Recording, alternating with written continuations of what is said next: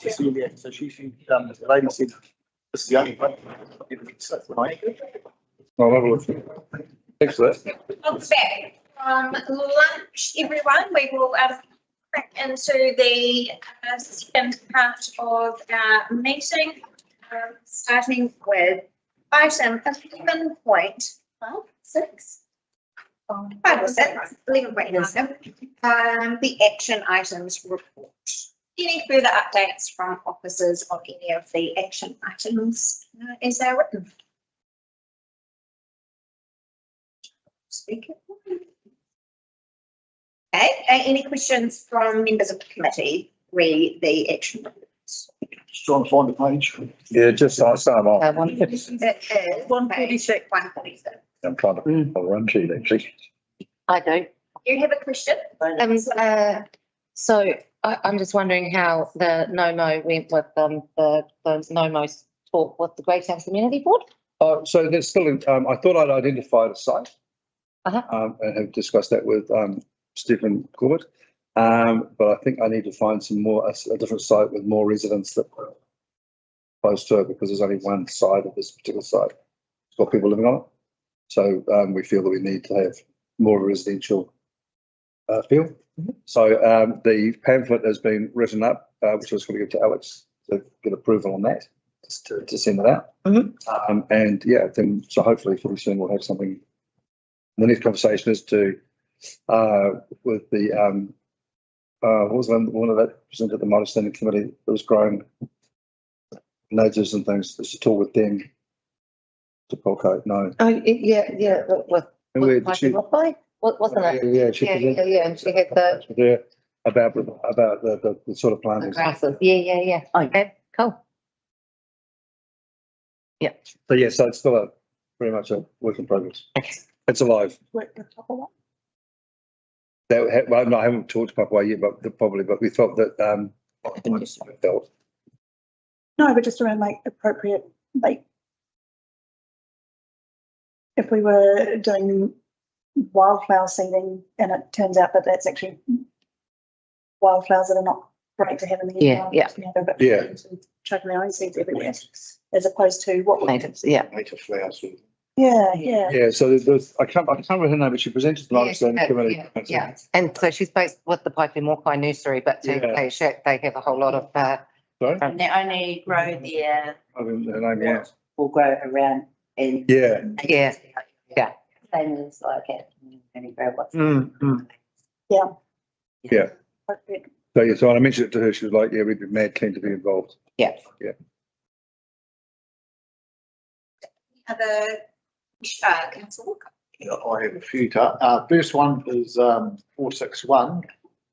Where are we up to with the Greytown Sports and Leisure? Coming the South Wairarapa Sports and Leisure, or whatever it might come. Oh, that's right. So well, no, there was the survey. Yeah, sorry. So it's in the final stages of collating the data. There's been some very significant engagement done with the community. I understand there to be over 40 community and sports groups that have been engaged through this whole process. At the next strategy working committee, a report will be brought back to this table for consideration. Well, thanks, Paul. Okay. Another one? We've got Payne Farmer. Update on 126. Not at this point, no. no, right. One other. Yeah, which I've actually just talked to Peter about, and he's on it. So the breakdown of the costs for that Greytown wastewater treatment says action. Can we change that to not actioned? Right, what number is it? 130, 128. 130, oh, 128. 128, yeah. Just until Peter comes back to us with. You'd like that changed back to open because you were unhappy with the. Yeah. Peter's More of a breakdown. looking into it for us here.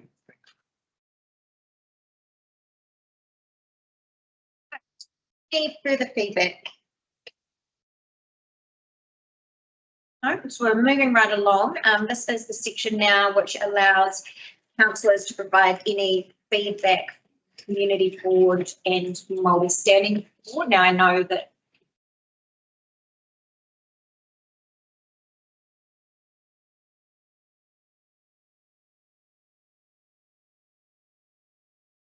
okay, sorry. Yeah, you jumped it down a bit or you've done something wrong. That's fine.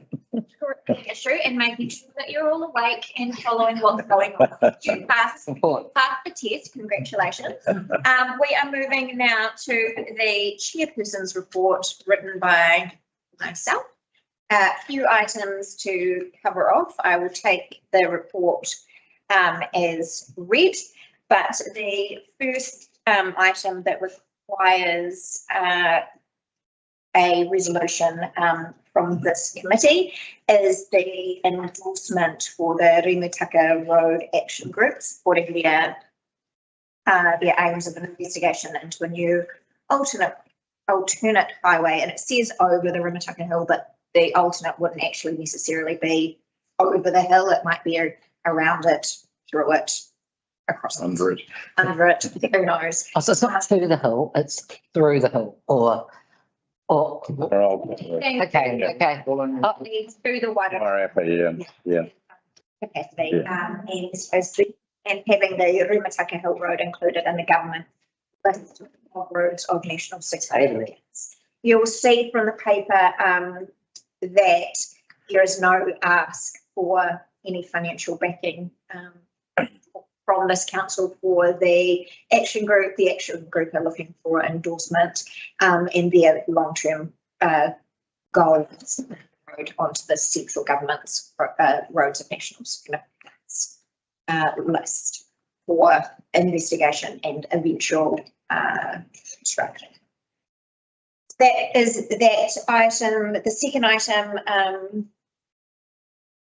I've written about is Anzac Day traffic management. You'll know from last year that Cole helped to as the liaison between council and the RSA, which made things work quite well. And I'm suggesting we should follow that model again. Yes. I'm aware that council has already been contacted, and I believe that Councillor Olds has had some conversation or approach for conversation here as well. And finally, I am taking some leave next month and heading away, and that clashes with as such, I'm seeking deputy chair or alternate to cover that meeting and any future absence. I've spoken to Councillor Bosley and he is open to fulfilling that role, but certainly open to further questions. Yeah, this afternoon. So any questions, feedback about this? Olds. Thank you, Madam Chair. Just the letter of endorsement to Rimutaka Road Action Group and supporting their aims. Because I'm really in favour of that. I've been harping on about it for years. Probably more harped on about a tunnel than anything else, but that's okay. I'm quite happy for an alternative. One of the things we need to make sure, while this council is supporting a letter of this, not all our community agree. In fact, some are quite vocal about opposing any form of alternate route.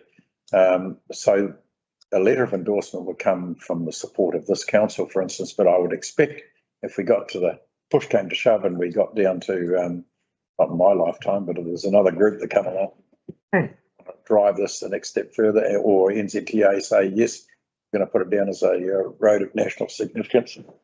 Going to start work on it next year. I would suggest that there's got to be an opportunity for our communities as a whole to be advised and to consult on that. Yeah. So, no, good point. I think to be very clear, the action group is realistic that this is a multi-decade project. Their idea is that by starting this conversation now, a alternate route may be realised in 30 plus years. But if we don't start the conversation in 30 years, we'll still be having the conversation. exactly.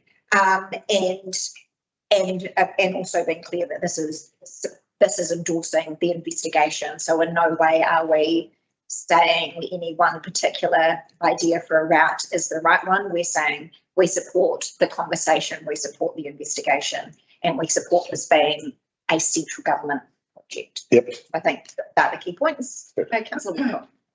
Thanks, Chair. Yeah, I'm definitely for having this hill being on the list of roads of national significance. My belief is, talking to a lot of people, the road's not as bad as a lot of people say. It just needs some upgrades on some corners, etc., to make it better. I'm not into the new alternate highway over the hill, under the hill, what, because as Anna said earlier, a lot of people do not want that in this area. We want our quaint little quiet part of the world. I'm highly concerned how much Wellington and the regional council try and push for us to become the next Kapiti, where we will be swamped like you wouldn't believe, and it will no longer be the Wairarapa. Because of climate change swamped, right? Yeah. The other bit about Colin being nominated, yep, happy for the management, happy as hell about that. And I'd just like to put my 2 cents in about Aidan being deputy chair, being a alternate for you. Thank you. To be clear, Aidan and I have had this conversation, and Aidan, due to other commitments, doesn't have the capacity. Yes. Thank you. Any other feedback? Yes to Boz, yes to Colin, hard no to the road. A bunch of different reasons, but yeah, I wouldn't be happy to support that. Sorry, I didn't quite hear. Hard no to supporting the road. Thanks. Thank you. Any councillor? I was looking and just trying to find a little bit more information, because it says here that they had a presentation they presented to the Regional Transport Committee, but we don't actually have what they presented, what information they presented with. And so for that reason, I wouldn't be happy or comfortable issuing a letter at this stage, because I think that until we know what it looks like, I'm not happy to actually put my name to. Yeah, to be, yeah, it isn't what does it look like. This is about gathering support so that NZTA and the central government take notice to do the work to what does it look like. This is about, this would be about accepting that by only having one connecting route between the Wairarapa and the Hutt Valley or Wellington, that is problematic for resilience, etc. This isn't about. There's another route that just takes a couple of hours long. So this isn't about. Train. Yeah, that's sorry. Generous. I mean, to support you on this, if I think the point here is, if this doesn't get elevated to the National Land Transport Platform through NZTA, it will never get discussed in any of the conversations around the GPS and the funding that's allocated for roading.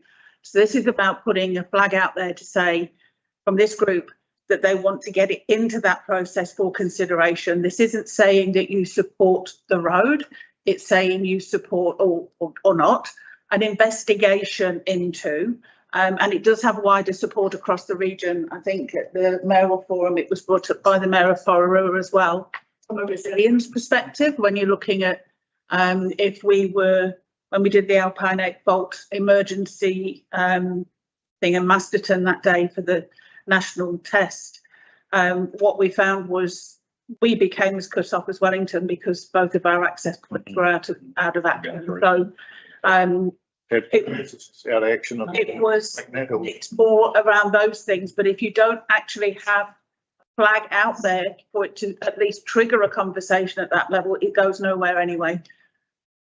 So I'm happy for the national roads, it's a significant part in upgrading what we've got, but I'm not happy about the other bit. Councillor Elands. Thanks for that. I don't know much about this. I've seen some commentary on social media, but I've brushed past it because, you know, it didn't pique my interest. I've seen some signs up at Kaiwawa Dairies. I'm just wondering, I'd be interested to find out a bit more. We can ask. And perhaps if someone, Present. a member of the group or some of the group could come to a meeting to talk about what they're wanting to achieve and how they're wanting to go through it. Just to let us know and share what their aims and their goals are with us, because up until now, I don't feel like I've got the information to know I'm on board or I'm not on board. Yeah. Councillor Bosley. Thank you, Chair. Kind of with Aidan on this actually. Well, as a regular user of the road who's regularly frustrated by closures, delays, etc. It does frustrate the living daylights out of me, but I think I need a bit more information on it first. My second point is concerned, and don't take this the wrong way, but is having just been voted on to the road transport group, or the regional transport group, is whether you will represent the views of this council at that group or your own views, given what you've just said now. Whatever the council want, but like I said, I'm not representing just my views. Just had Anna here saying that they've had more people say they want whatever to say what like it is than they have the other way around. I actually heard Anna say that we want more people to get over here rather than but they don't want to lose what I'm talking about. They don't want to lose. Why would we lose that? Because, like I said, I'm a little bit concerned about Wellington pushing this to become another suburb of Wellington. This is Lots of people but this is coming from the Waikato side of the hill. Not Wellington. There are certain people that have other motives that are pushing this. So I'm certain people. Who are these certain people? I don't know. Okay, so I'm concerned. I'm just concerned that I've got my concerns about the ability to represent the refuse of council. If I need to go to that committee, boss, I will do what the council want to push through. I'm just giving my views and the views of people that have given their views to me. Cool, thank you. right, so we'll move to the mayor. Oh, thank you. Well, I wonder if I could move a procedural amendment that we delay a vote on item 1 until after we have heard from the group. Yeah, that's exactly where I was going. We'll let this one lie for now, and I will make contact with the Rimataka Road Action Group and invite them to come and speak next month, and we'll move forward from there. But that does leave us with 2 recommendations to be action. So I'm happy to move to nominate Councillor Colin Olds as the liaison for the upcoming discussions on traffic management plans with RSAs Euston and Greytown, but I'm looking for a second on that. Yep. So that's great. Thank you. All those in favour, please say aye. Aye. All those against, no. Motion is carried, and I'm I'll move to appoint Councillor Bosley as Deputy Chair to the Strategy Working Committee, and I'm looking for a seconder, please. Councillor Olds. All those in favour, please say aye. Aye. All those against, no. Motion is carried. Now, moving on to reports from the community boards and Māori Standing Committee. I am aware that it is early in the year and not everyone may have been, certainly for the Māori Standing Committee has. meeting tonight. I'm not sure. I know Greytown, I think. You mean last week? So do you have any updates? Yep. The GCB starting sort of to make the rest of the year a successful finish, to finish out their term. Already booked as a repeat of the Matariki event we did last year with Papuai. SWC will be invited and encouraged to attend if they are available. The volunteer forum is set down for the 8th of June to align again with Volunteer Month. This year is the 135th celebration of the first Arbor Day in New Zealand, and discussions with Papuai are underway to recreate the original celebration, which is on the 3rd of July. So note for your diaries. The LTP plan for submissions from Greytown will focus on the expansion of Arbor Reserve and more recognition of Arbor Day. The plans are underway to consult with the community on those 2 aspects. And next week we've got we're holding a follow-up to our stakeholder meeting for SWC Parks and Reserves in Greytown, and Stefan Corbett is speaking at that meeting. Amazing. Any other updates? Well, we also did have a Maori standing committee there recently. Yeah, Are you going to, no, don't, that private. do you want to? Representative. You can, because it's going to be the same thing. Okay. Well, the highlight of which, in my opinion, was an agreement to support a Treaty Waitangi celebration, which actually did not happen on Waitangi Day. It actually happened the following Sunday. But Sunday turned out to be a brilliant day, and there was a very good turnout of all sorts of people from all the different communities, and there was quite a lot of political discussion there as well. So I think that was a big success. Thank you particularly to Narita making it happen. I understand under a certain amount of pressure, but that was what I thought was the good part. And I hope it happens again next year. Yeah, and the other thing is we are dedicating the Arektora this weekend, the new container. Yep. Yes, so that's going to Where's that going? Pip and I will be there And Mel from the Martinborough Community Board. for that. Where's that going? Arektora. Oh, okay. Resilience. It's an emergency resource, yeah. Oh, So with all the emergency supplies, so we don't, yeah, they'll be okay for a little while till we get to. So the council in Wellington Regional Emergency Response Office are Yeah, remote. funding together. Yeah.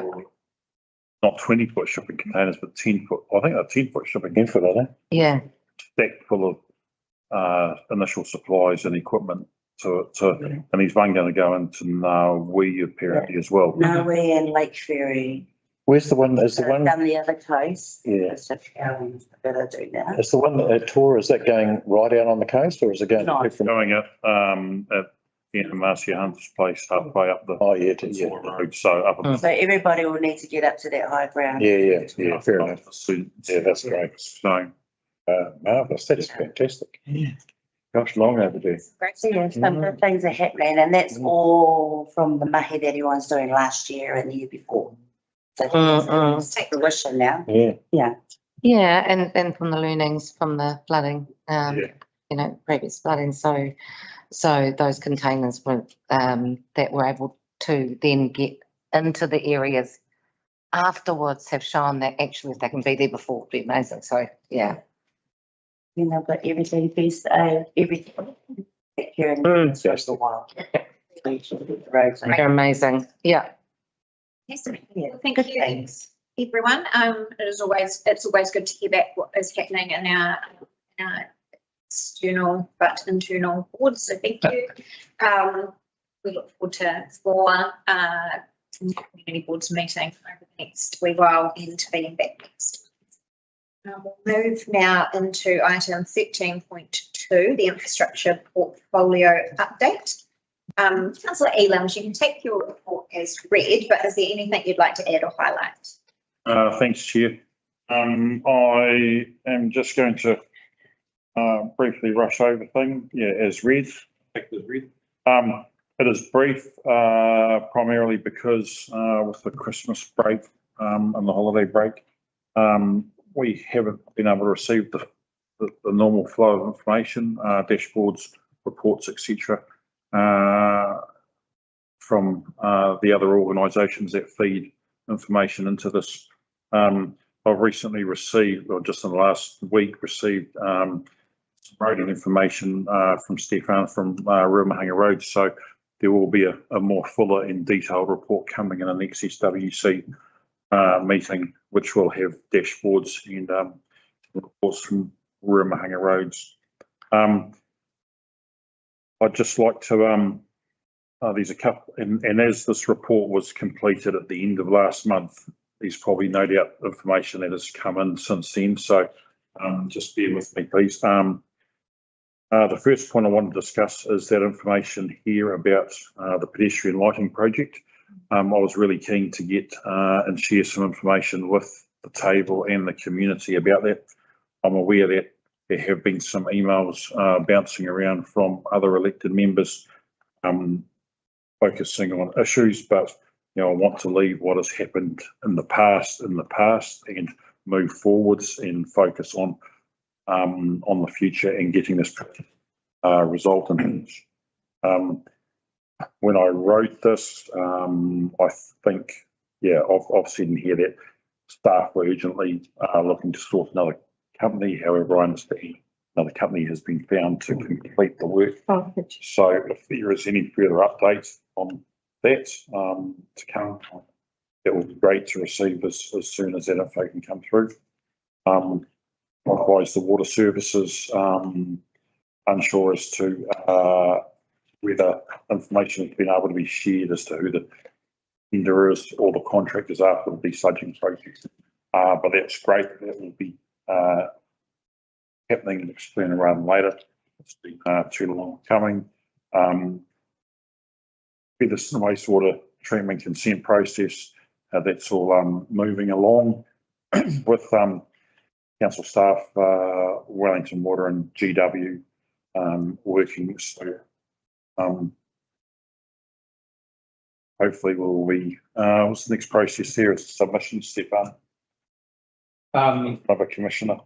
It'll be hearings, so we're doing individual submitters because we didn't have many submitters. We're preparing individual submitter plans. We'll be going and engage with each submitter. Obviously, the ones that were negative and had question, we're concentrating on the most because we want to make sure we try and answer and potentially resolve as many of those concerns for people prior to the hearings, just to make the hearings process better. So that's where we're currently focusing it. But thanks. And then the Taupō River Pipeline renewal.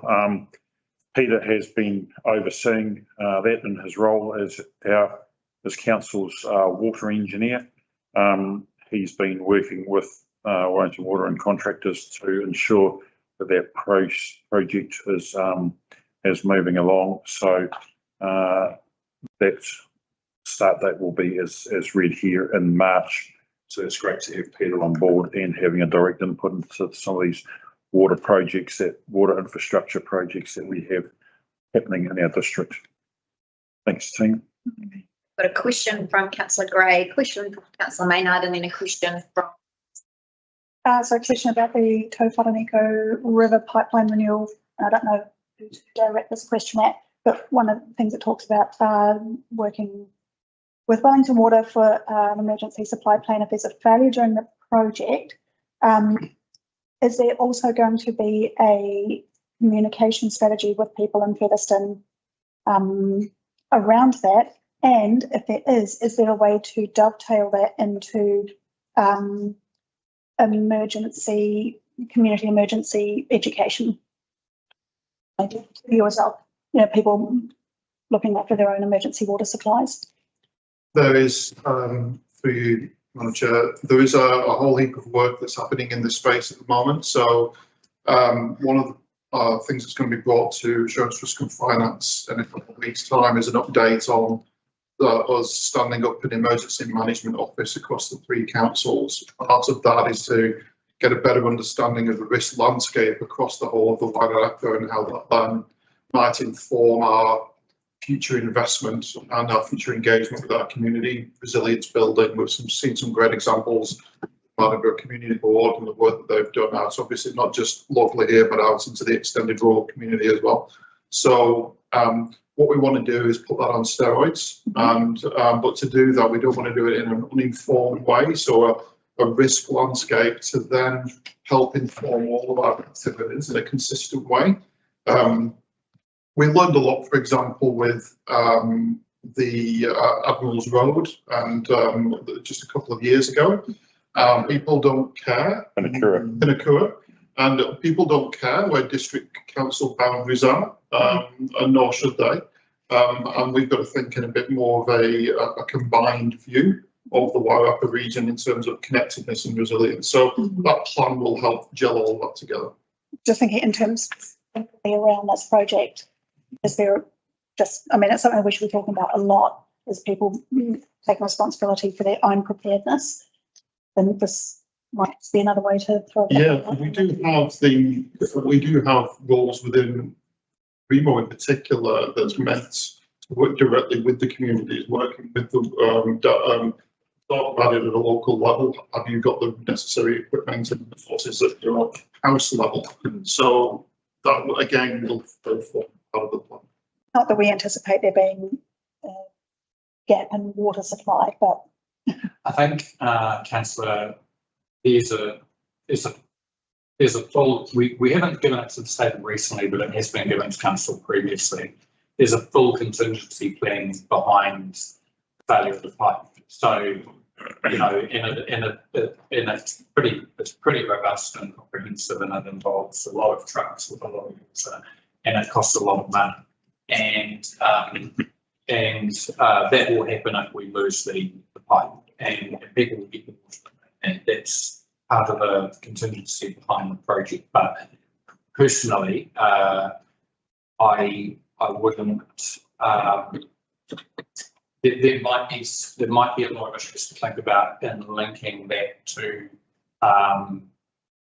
personal responsibility for preparing for an event like that. You know, like linking it directly. But I do think that the concern has been addressed through the measures that Paula's just mentioned. Okay.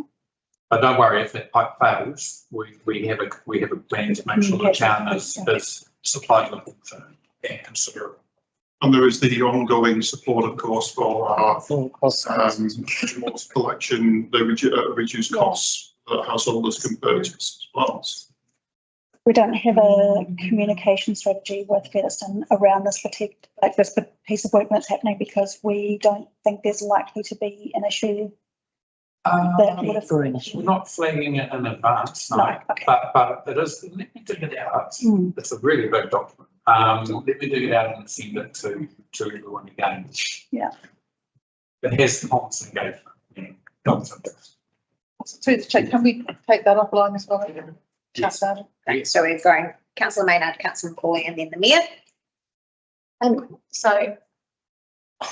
Look, I just, my feeling is that I think this actually shouldn't sit as a portfolio. I think we need to have this back as a committee. Because, you know, these things and this report just hasn't got the flesh of the information that you get yourself. But actually infrastructure, we know, is one of the most important roles in council. And so. Stuff what Aidan was given this month. This is in brief.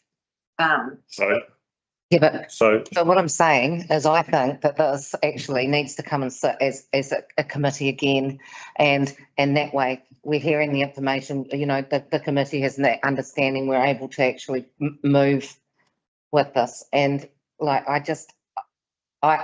think that this doesn't need to, you know, this actually deserves more than just the oversight of one councillor.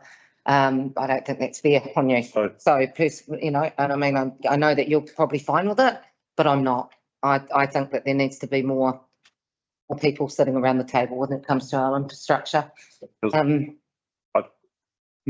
in the past, I do receive the dashboards, and I attach the dashboards to an appendix at the end of this report.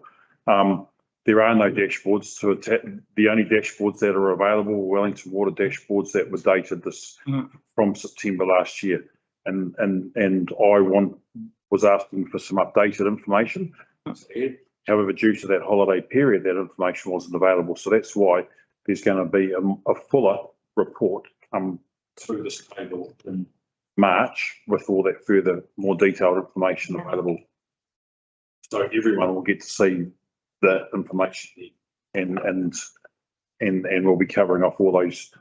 But the amount of time that we have sitting here, when actually in the past this used to be a meeting that would take half a day or however long it needed to take to actually go through, you know, these, because every single thing that is on here is really important, and I just feel like it's, you know, to have that oversight again. I just believe that it actually sits here with more that actually we're needing as council as council, as governance, we're needing to actually be able to have a little bit more oversight on there. And that's, you do a fantastic job. So don't for a second think that I'm trying to say that you don't. It's just that it needs more than one person. I don't believe it should be sitting just on you. I'm going to throw to Stefan, but before I do, the only comment I would have is that whilst Aidan is the project lead, all of these things come, that all of these individual projects come to this table for discussion and approval. Yeah. Stefan. Yeah, but then, hang on, sorry, before you throw it over to him, because I've still got a little bit more to say. I understand what you're saying there, but with regards to things like the pedestrian lighting, you know, that we know has been a really big thing right from the time that what didn't come to this table was the fact that they'd cut through the lighting that was already in the square. Okay, that has literally just come through to me when I'm walking around. That happened with regards to the lighting in the square that Cotter and Stevens have done. You're not looking sure about that, so that's a bit of a concern because I know that Cotter and Stevens have been back there fixing it again after they've put the lighting in. So I'm assuming that they're not just doing that from their own bat, that they must have been contacted by the council.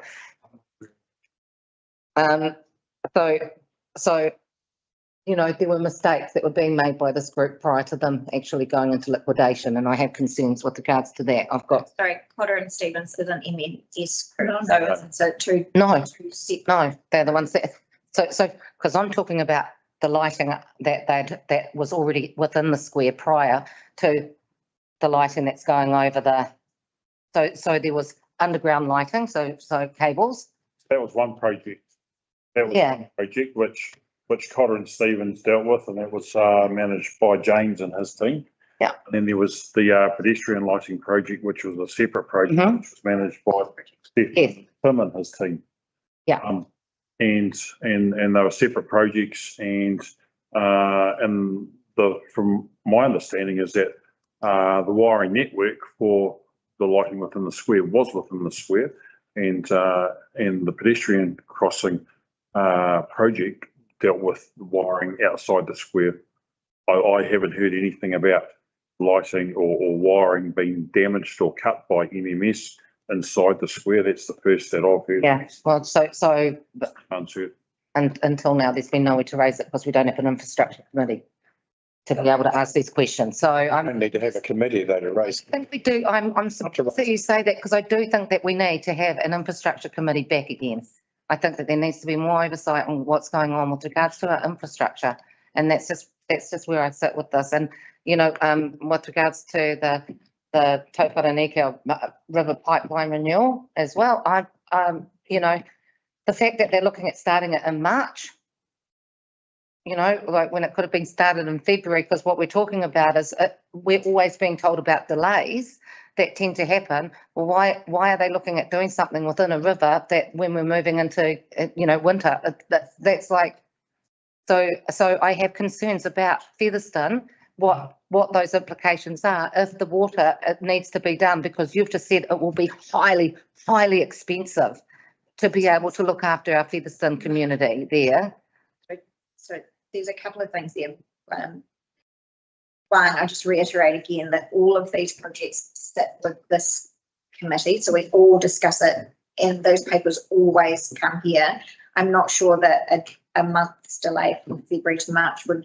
Well, February, March, April is quite different from or even, because it says March, but what is that, the 29th of March? But then it's still going to be April, May and June. Sorry, if I could just finish, I'm not sure that a separate committee would have had any greater ability to make February happen over March. Like delays happen with our shareholding committee. I think that we need to have it, so that's just that's just my opinion, and it's your opinion, but I'll hear from others. Yeah, can I I'd quite like to make a comment on that too, because I know our infrastructure committees, when they were set up and established, we're pretty much over the top of everything, and there is a degree of fragmentation in terms of reporting. And you know, with all due respect to Aidan, and I think he does a wonderful job, but we're not giving officers a chance to speak, I guess, to some extent, or drilling down to that level of detail and getting our questions answered by officers other than perhaps the I know that Stefan and his predecessor and that were always around the table when they presented their report on our infrastructure and the state of it and some of the projects that we're up to.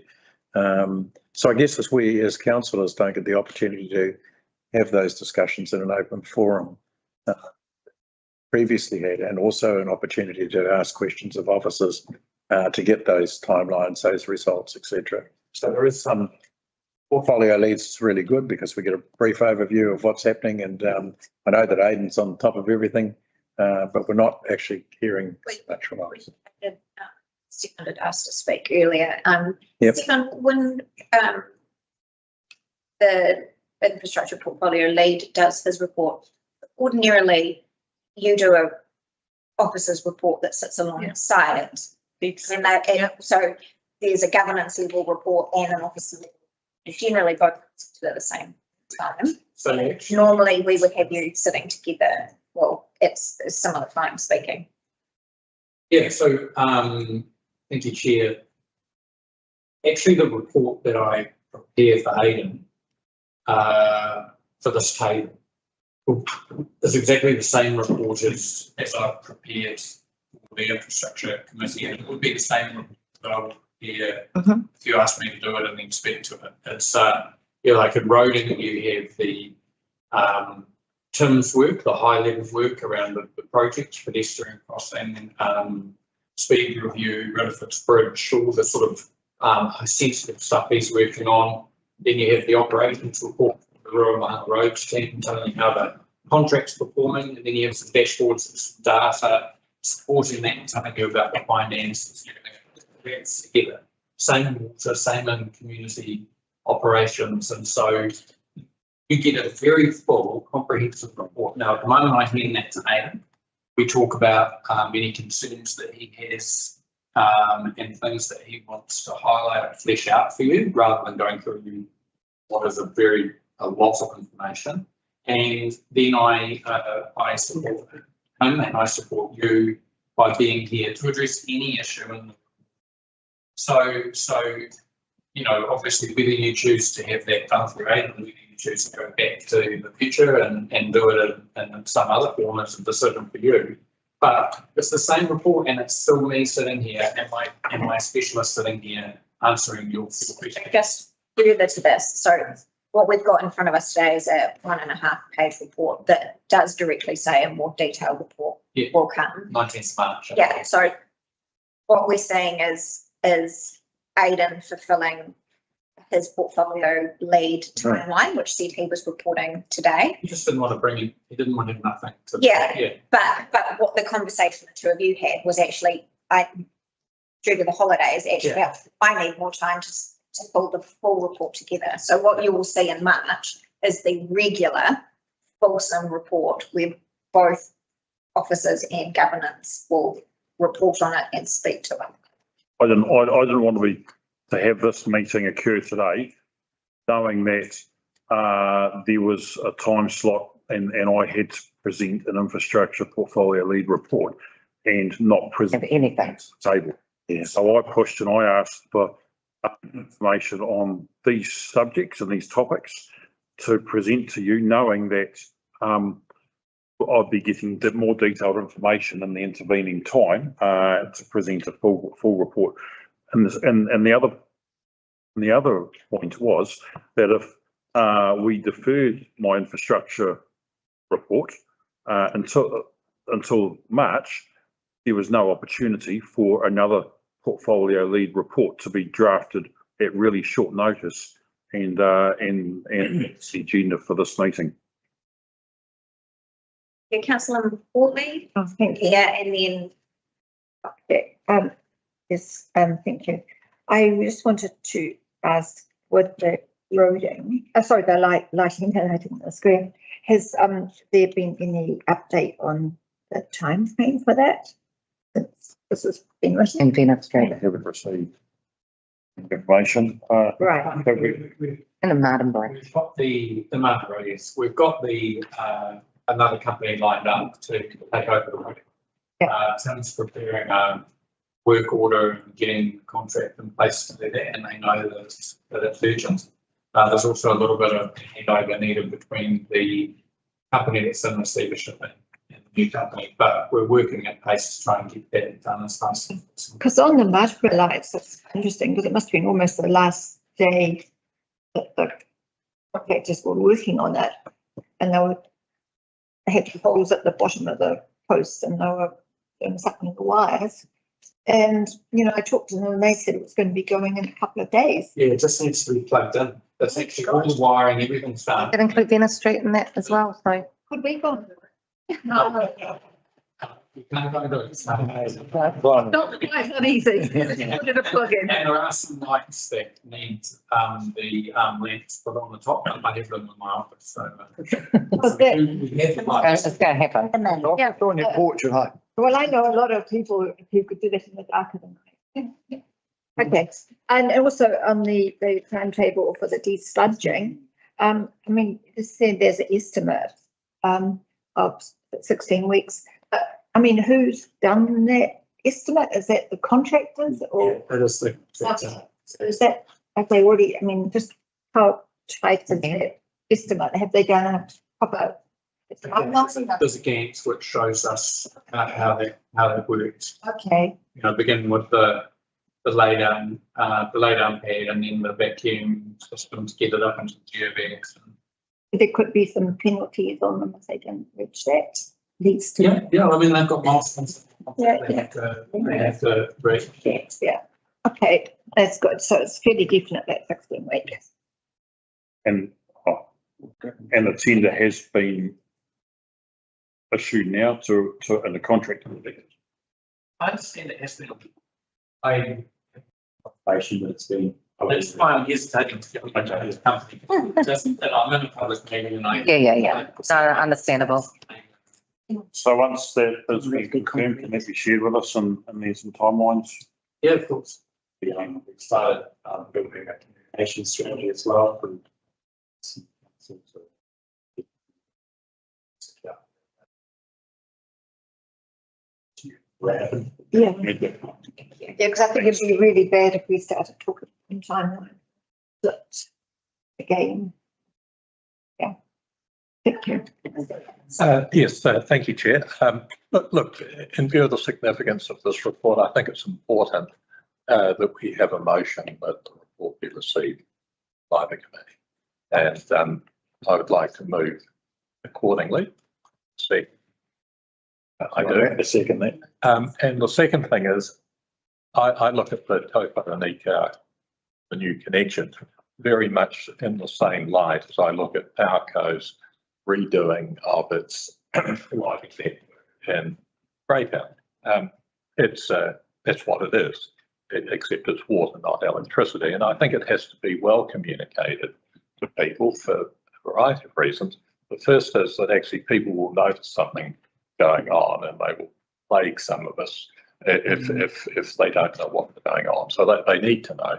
The other thing is I think it's very hard to imagine that you replace a bit of pipe, even if it's only for a couple of minutes, with a new bit of pipe, and either the water pressure doesn't fall a bit or it doesn't stop for, a couple of minutes. I think people need to know when that's likely to happen. Otherwise, again, they'll all go sliding. And in fact, I think PowerCo have done quite a good job, and I think we should be aiming to do something pretty much as good. Thank you for that point. Councillor Woodcock. Awesome. Yeah, I'm a little bit with Pip on this about a committee for infrastructure, or at the very least, this committee should have dedicated section every time it meets, that we definitely have a lot of time to go over all this stuff, because it is, in my view, probably the most important thing councillors sort of have to deal with. Yeah. Definitely the most money we have to deal with. I was also just a question for Stefan. Okay. Stefan? Yes. Just a question. The Martin Borough lighting, is there, did the local, we have a couple of really good service companies that do that sort of thing in the Wairarapa. but I believe none of them tendered for it. Was that because they weren't approached or they didn't want the work, or do you know? They didn't know about it? It was an open competitive tender and so anyone could have applied. And we did reach out to at least 2 local companies that I'm aware of early on, and we did that because actually they were part of our, remember when we brought on that consultant? Yeah, I thought They were part of the early scoping work. That we could get the details on the tender, right? So there was a lot of awareness of the project locally, and it was an open tender, so there was no barrier to people applying. Well, we went up on the government tenders website, didn't it? Yeah, it was gazetted. Right. Moving right along. Any further questions for councillor Ealams before we move into our public excluded section? I'd actually quite like to look at making this back into a committee again. That's beyond the scope of this report. And yes, yeah, it is, but I'd still like to actually bring that up, that I would like that to be That would be. in there. So if that's what it needs to be, is that what it needs to be? So I need to look at doing a report on why, when I've just kind of said everything now, on why this needs to, like, why I'd like to see this brought back as a committee again. Because Yeah, because like councillor Gray has said, that's outside of the scope of the members here. Yeah.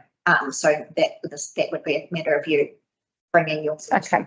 Yep. But the mayor is right. We haven't voted on his motion, which was to accept the report. So we had moved and seconded by councillor Old. So all those in favour of accepting the report, please say aye. Right. All those against, no. She's carried. That takes us to item 14. We are now going to enter into public excluded. Do I have a mover to enter public excluded, please, councillor Gray? The recommendations are that the public be excluded from the following parts of the proceedings of this meeting. We are looking at item 14.1, excluded methods, the strategy working committee meeting held on the 13th of November. Reason passing this resolution is to protect external consultants and contractors proposals which relate to the SWDC office accommodation. Sorry. It's in the members' lounge. Yeah. So it's separate exclusion. Separate, yeah. 14.2 land purchase options. The reason is to allow negotiations to first. Go to change group tonight. Give me the purchase. On that, I can't find it. In today's dates. In item 14.3, 48 Brandon Street. To allow for the completion of negotiations in line with. Yes, all those.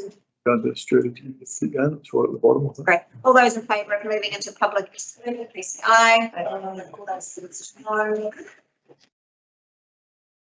Let's go. No, all over the place. Open up the live stream. On the other side. The recording will continue for minute taking purposes only, and the governance team has created a brief set of procedures for usually Don't have it. and archiving their reports.